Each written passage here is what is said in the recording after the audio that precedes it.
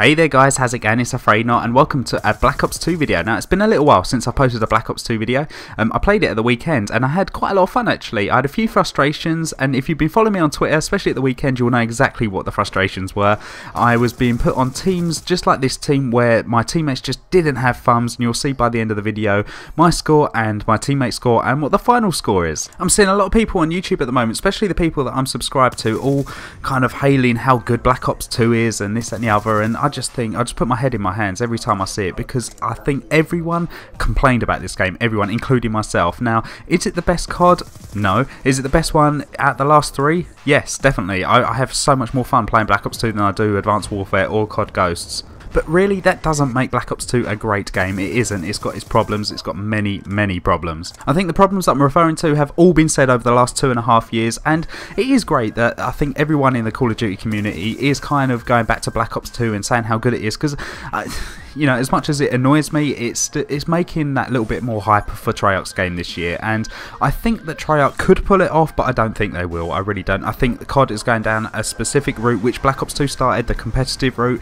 and I think it's just going to stick to it, and it's going to be, you know, I don't think it's going to be much different to the last two, to be perfectly honest. But I'm not going to be talking about that. I'm going to be talking about some of the things that are coming out in March, which I'm looking forward to, that I thought I'd noticed and I thought I'd share with you guys. And it's a little series that I've done kind of last year. I put a stop to it because nothing has come out in January or February, to be honest, and even December to a certain degree. So let's crack on with it.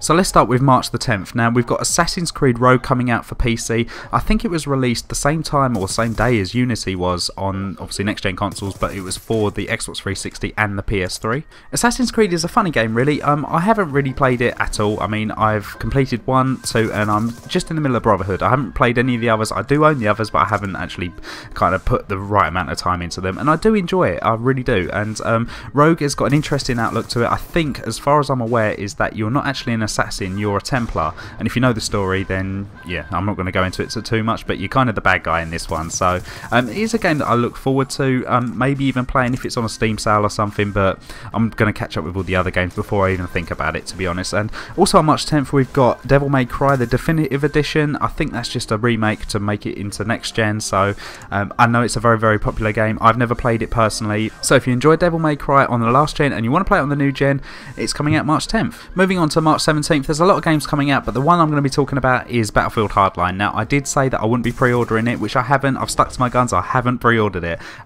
but I had fun with it with the beta. Not the first beta, but the second beta. I had a lot of fun with it. I do plan on doing quite a lot with it on this channel, so hopefully you guys will be interested in it as well, because as I say, I'm going to be bringing content from it. I've done a weapon guide, I think, for Battlefield 4 when it released, so I might do something very similar. I'm yet to decide which platform to buy it on. I'm thinking PS4, although PC is quite appealing to me, because I think I can get it on Tuesday, because I think the American release date is on Tuesday of that week and the UK release date is on Friday. But if you get it on PC, I'll be able to get it the same day as the Americans. But the only problem is, on PC, I don't know how many of my friends are getting it on PC, so I might be playing alone, whereas on PS4 probably a lot more people will get it. So I'm leaning towards PS4, but you know, that's my problem.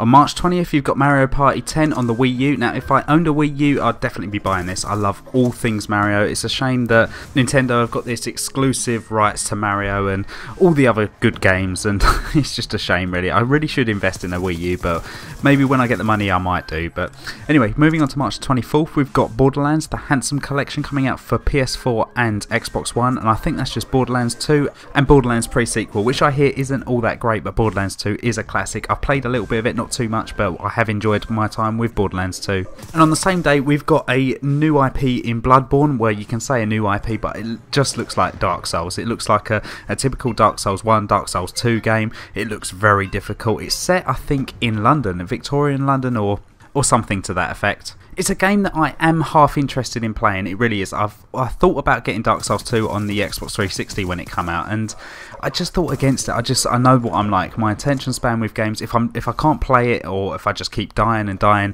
I'm just going to get bored and just throw it away kind of thing. I've watched a couple of Let's Plays on Dark Souls 2 and I really enjoy watching it. I think it's just going to be one of those, when Bloodborne comes out, I'll probably find someone who's doing a Let's Play on it or something and just watch it through.